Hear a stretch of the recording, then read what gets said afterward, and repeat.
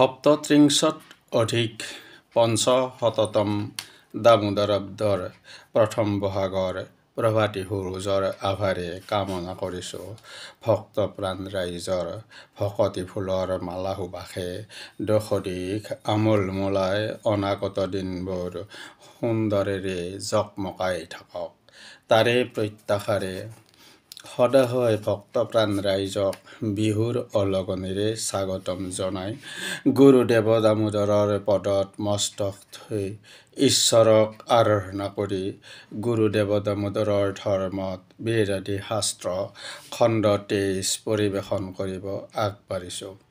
আমাৰ দোষ ত্ৰুটি বিচ্যুতি আছে, তাৰ বাবে ক্ষমাপ্ৰাৰ্থী হৈ ৰ'লো। জগত ঈশ্বৰ দেৱ দামোদৰ চিত্তৰ পৰম গুৰু তাহান্ত বিনাই হৰি ভকতৰ ভজিবাৰ নাই কেও গুৰু হে বিবাৰ বল সাধনাৰ হৰিপদেৰ হে কল্পতৰু হৰি বৈকুণ্ঠৰ পতি তুমি বিনে নাহি সাৰ। ভক্তপ্ৰাণ ৰাইজ, হঠাৎ মনলৈ আহিল ডক্টৰ ভূপেন হাজৰিকাদেৱৰ সুৰ শব্দ ভাষা আৰু কণ্ঠই বিমোহিত কৰা এটি গানৰ কলি। মানুহে মানুহৰ বাবে যদিহে অকণো নেভাবে ইত্যাদি ইত্যাদি। এই গানটোত আজিৰ দিনত আমি পূৰ্ণমাত্ৰাই আধ্যাত্মিক চিন্তা ভাৱনা সম্পৃক্ত হোৱাত বিচাৰিলে পোৱা যাব। মানুহে মানুহৰ বাবে ভাবিবৰ বাবে গীতৰ কথা সুৰ কণ্ঠ বাদ্যযন্ত্ৰৰে সংগত কৰি ডক্টৰ ভূপেন হাজৰিকাদেৱে প্ৰচাৰ প্ৰসাৰ কৰিছিল। বহু হেজাৰ বছৰ আগতে মানুহে মানুহৰ বাবে ভাৱনা নাভাবা বাবেই মহাভাৰত খ্যাত কুৰুক্ষেত্ৰত ধৰ্মযুদ্ধ হৈছিল। কংসৰ অত্যাচাৰত আক্ৰোশত আত্মস্বাৰ্থত প্ৰজাই দুৰ্ভোগ গৈছিল। আনকি পিতৃ উগ্ৰসেনৰ শান্তি হৰণ হৈছিল, তেওঁক কাৰাৰুদ্ধ কৰি ৰখা হৈছিল। অৰ্থাৎ পিতৃত্বৰ মৰ্যাদা পুত্ৰৰ পৰা লভিব পৰা নাছিল। কিন্তু শ্ৰীকৃষ্ণ শ্ৰীৰামে দিয়া সমাজ ব্যৱস্থাৰ প্ৰতি গতিচলনত আকৌ ব্যাঘাত জন্মা দেখা যায়। যুগদ্ৰষ্টাসকলে সময়ে সময়ে যুগে যুগে সকীয়াই বাস্তৱতে ওপৰত উল্লেখ কৰা ডক্টৰ হাজৰিকাদেৱৰ গানে শ্ৰোতা দৰ্শকক বিমোহিত কৰিছিল, শিকনি দিছিল। কিন্তু সেয়া শুনি দেখিও এচামে শিকিব নোৱাৰিলে। ডক্টৰ হাজৰিকাদেৱ বিশ্ববৰেণ্য, তেওঁৰ গুণ যশ সকলোৱে বখানে। কিন্তু আদৰ্শ তথা বাণীৰ মূল্যাংকন তেনেই সীমিত। আমি কিছুমানে সেইদৰে বৰণ কৰিব পৰা নাই, অৰ্থাৎ প্ৰায়োগিক দিশত আমি কৃতকাৰ্য হ'ব পৰা নাই। যাৰ ফলত আজিৰ অত্যাধুনিক সমাজত বৃদ্ধাশ্ৰমৰ জন্ম হ'ল। বাটপথত, চকত, আস্থান আদিত পিতৃ মাতৃক এৰি যোৱা পুত্ৰ অনেক দেখা যায়। গুপ্ত হত্যা, পুত্ৰ হত্যা, পিতৃ হত্যা, স্বামী হত্যা, স্ত্ৰী হত্যা ইত্যাদি হৈয়ে আছে। অথচ আমাৰ গুৰুসকলে দেৱী পূজাত পশু বলি দিয়া মানেই ভগৱানক বলি দিয়া হয় বুলি প্ৰচাৰি প্ৰসাৰি গৈছে। কিন্তু কংসই ভয়ত কৃষ্ণ নাম উচ্চাৰি মুক্তি লভিছিল। আজিৰ বহুতৰে ঈশ্বৰৰ প্ৰতি ভয় নাই। নৈবেদ্য শৰাই আগবঢ়ালে হৃদয় পদ্মত ঈশ্বৰক স্থাপন কৰিব নোৱাৰে। ভক্তি লাগিব, সাধনা লাগিব, আধ্যাত্মিক ভাৱত উদ্বুদ্ধ নহ'লে, বিদ্যালয় আদিত আধ্যাত্মিক চিন্তা চৰ্চাৰ শিকনি বুজনি নহ'লে, ঈশ্বৰৰ সতে সংযোজিত নহ'লে, পিতৃ মাতৃ হোৱাৰ আগতে ঈশ্বৰৰ ভক্ত নহ'লে, আক্ৰোশ ক্ষোভ বিদ্বেষ আদি ভাৱ পৰিত্যাগ কৰিব নোৱাৰি। কাৰণ আচৰণ বিধি বাক্য নিক্ষেপণ আৰু কাৰ্যকাৰিতা মনৰ ভাৱেৰে সংঘটিত হয়। ভক্ত পিতৃ মাতৃহে সুসন্তান জন্ম দিব পাৰে। ভাজক ভাৱক ভজক দেৱ দামোদৰ লভক বিষ্ণু ঈশ্বৰ। ভাৱনাত ভজি ভাৱক ভকতি পূজক হৃদয়ে ধৰি। পদ্ম হৃদয়ত কৃষ্ণ আছে বহি জল জলমল দেখি। ব্ৰহ্মাই নাপালে আপুনি বিচাৰি পদ্মস্থিতি স্থান গুৰি। ভাৱনাত স্মৰি লোভে বিধি সিদ্ধি চাক্ষুষে দেখিলা মূৰ্তি। বিষ্ণুয় অৱতাৰী কৰে দামোদৰী ভকতে ভজক হৰি। ভাৱক ভজক গুৰু দামোদৰ পূজক হৃদয়ে ধৰি।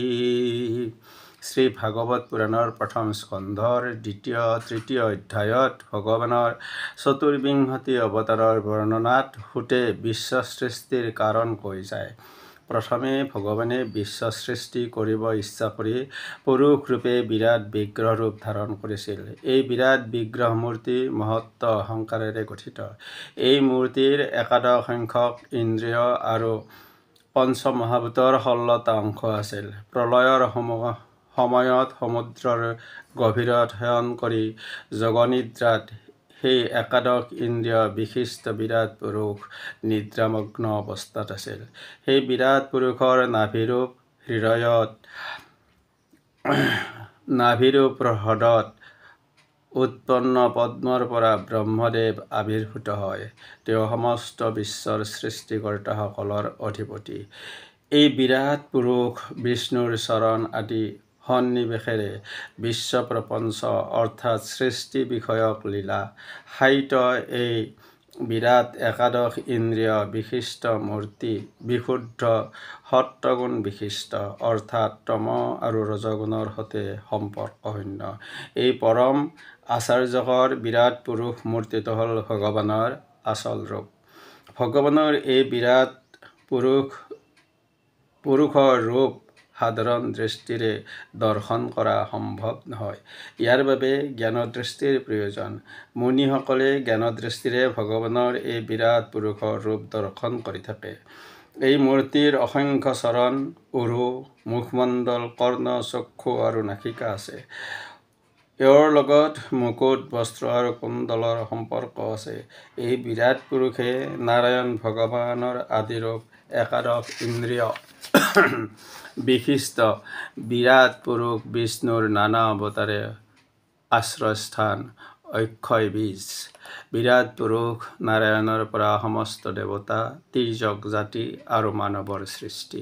প্ৰথম পুৰুষ অৱতাৰত কৌমাৰ নামৰ সৃষ্টিত ভগৱানে ব্ৰহ্মৰূপ ধাৰণ কৰি অত্যন্ত দুষ্কৰ ব্ৰহ্মচৰ্য অৰ্থাৎ ইন্দ্ৰিয় সংযম ৰক্ষা কৰি শাস্ত্ৰ আদি অধ্যয়ন কৰা জীৱনৰ 4 আশ্ৰমৰ প্ৰথম আশ্ৰম পালন কৰিছিল। দ্বিতীয় অৱতাৰ হ'ল তেওঁৰ বৰাহ অৱতাৰ। প্ৰলয় উপস্থিত হ'লে তেওঁ বৰাহ ৰূপ ধাৰণ কৰি পৃথিৱীক তেওঁৰ দন্তত স্থাপন কৰি ৰক্ষা কৰিছিল। তৃতীয় অৱতাৰত ঋষি সৰ্গত দেৱৰ্ষি নাৰদ হৈ বৈষ্ণৱ তন্ত্ৰৰ বৰ্ণনা দিয়ে। বৈষ্ণৱ তন্ত্ৰশাস্ত্ৰ পাঠ কৰিলে মানুহে এই লোকৰ কৰ্মবন্ধনৰ পৰা মুক্ত হয়। চতুৰ্থ অৱতাৰত তেওঁ ধৰ্মপত্নীৰ গৰ্ভত নৰ আৰু নাৰায়ণ নামে 2জন ঋষিৰূপে জন্ম লয় আৰু অত্যন্ত কঠোৰ তপস্যা কৰে, যি সকলোৰে বাবে দুঃসাধ্য। সিদ্ধপুৰুষসকলৰ ভিতৰত শ্ৰেষ্ঠ কপিল ৰূপ হ'ল ভগৱান বিষ্ণুৰ পঞ্চম অৱতাৰ।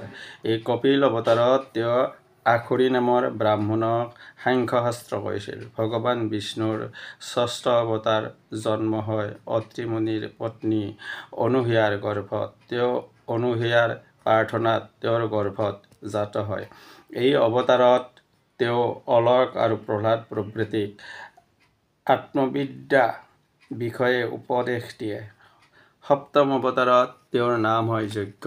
তেওঁ ঋষিৰ পত্নী আকুতিৰ গৰ্ভৰ পৰা জন্ম লয়। তেওঁৰ পুত্ৰ যম প্ৰভৃতি দেৱগণৰ সৈতে এই অৱতাৰত তেওঁ মন্বন্তৰ পালন কৰিছিল, অৰ্থাৎ তেওঁ নিজে ইন্দ্ৰিয় হৈছিল।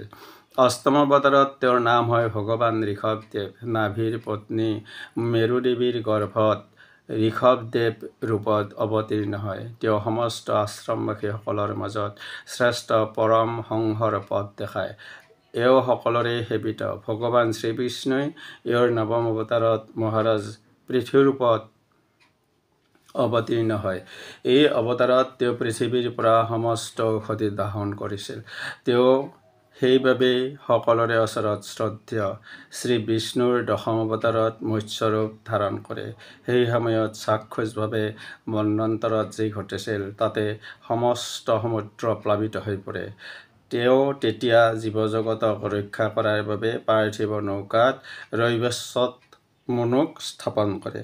দেৱতা আৰু অসুৰসকলে যেতিয়া সমুদ্ৰ মন্থন কৰিছিল তেতিয়া ভগৱানে একাদশ অৱতাৰ ৰূপে কুৰ্ম অৱতাৰ হয়। মন্থনৰ দৰুণ মন্দাৰ পৰ্বত যেতিয়া সমুদ্ৰতলত প্ৰায় নিমজ্জিত হয় তেতিয়া তেওঁ কুৰ্ম ৰূপ ধাৰণ কৰি মন্দাৰ পৰ্বতক পিঠিত ধাৰণ কৰে।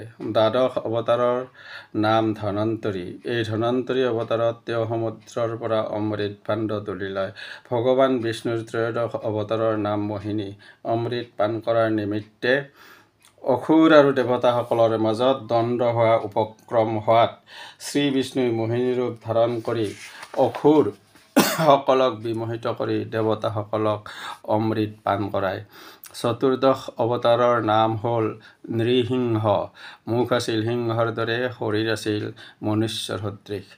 এই অৱতাৰত ভক্ত প্ৰহ্লাদৰ বিশ্বাসৰ মৰ্যাদা দান কৰি হিৰণ্যকশিপুক ঊৰ্ধ্বত স্থাপন কৰে আৰু নখেৰে হিৰণ্যৰ বক্ষ বিদাৰণ কৰে। পঞ্চদশ অৱতাৰত শ্ৰীবিষ্ণুই বামন ৰূপ ধাৰণ কৰি ত্ৰিপাদ বিশিষ্ট ভূমি ছল কৰি স্বৰ্গৰাজ্য কাঢ়ি ল'বৰ বাবে বলিৰ যজ্ঞত উপস্থিত হয়। ষোড়শ অৱতাৰৰ নাম হ'ল পৰশুৰাম। এই অৱতাৰত তেওঁৰ অস্ত্ৰ হ'ল পৰশু। এই অৱতাৰত তেওঁ একবিংশতিবাৰ পৃথিৱীক ক্ষত্ৰিয় শূন্য কৰে। ক্ষত্ৰিয়সকলক নিধন কৰাৰ অন্তৰালত আছিল ৰাজন্যবৰ্গৰ ব্ৰাহ্মণ বিদ্বেষী মনোভাৱ। সপ্তদশ অৱতাৰত ব্যাসদেৱ ৰূপে মৎস্যকন্যা সত্যৱতীৰ গৰ্ভত আৰু ঋষি পৰাশৰৰ ঔৰস জাত হয়। এই ব্যাসদেৱে বেদৰূপ বৃক্ষৰ বহু শাখাৰ উদ্ভাৱন কৰে। অষ্টাদশ অৱতাৰৰ নাম ভগৱান শ্ৰীৰামচন্দ্ৰ। তেওঁ ইক্ষ্বাকু বংশীয় ৰজা দশৰথৰ পুত্ৰৰূপে দেৱতাসকলৰ কাৰ্য সাধনাৰ বাবে মৰ্ত্যত আবিৰ্ভূত হয়। একবিংশতি অৱতাৰত ভগৱান বিষ্ণু যাদৱ কুলত বলৰাম আৰু কৃষ্ণ নামে আবিৰ্ভূত হয়। ইয়াৰ পিছত কলিকাল উপস্থিত হয়। কলি যুগত সমস্ত দেৱতা বিদ্বেষীসকলৰ দেৱতাৰ প্ৰতি বিশ্বাস জন্মোৱাৰ বাবে গয়া প্ৰদেশৰ অঞ্জন পুত্ৰ বুদ্ধ নামে আবিৰ্ভূত হয়। কলিযুগৰ শেষাশী ৰাজন্যবৰ্গই ভাল বৃত্তি এৰি দস্যুবৃত্তিত নামে। সেইবাবে বিষ্ণুযশা নামৰ ব্ৰাহ্মণৰ পৰা ভগৱানে কল্কি নামে জন্মগ্ৰহণ কৰে জগতক পুনৰাই ৰক্ষা কৰাৰ অৰ্থে। পৰৱৰ্তী খণ্ড ২৪ত ভাগৱত পুৰাণৰ প্ৰথম স্কন্ধৰ তৃতীয় অধ্যায়ৰ অৱশেষ অংশ আগবঢ়াৰ মানসেৰে খণ্ড ২৩ সমাপ্ত কৰা মুহূৰ্তত কবিৰত্ন গোপাল মিশ্ৰ বিৰচিত ঘোষাৰত্নৰ ৩৪ নম্বৰ পদফাকি অৱগত কৰা হ'ল, যি এই খণ্ডৰ লগত মিল থকা ধৰণৰ। সমস্ত শাস্ত্ৰতে সাৰ ভাগৱত নাম যাৰ একে বৃক্ষে বিয়পিছা জগত, কল্পতৰু দেৱতাৰ যাৰ 12 স্কন্ধেহাৰ, বেদে যাৰ অংকুৰ হতত, শেষত ভক্তপ্ৰাণ ৰাইজক প্ৰণামিছোঁ। ধন্যবাদেৰে জয় গুৰু দেৱ দামোদৰ, যি বিষ্ণুৰ অংশ অৱতাৰ অনন্ত কুমাৰ শৰ্মা।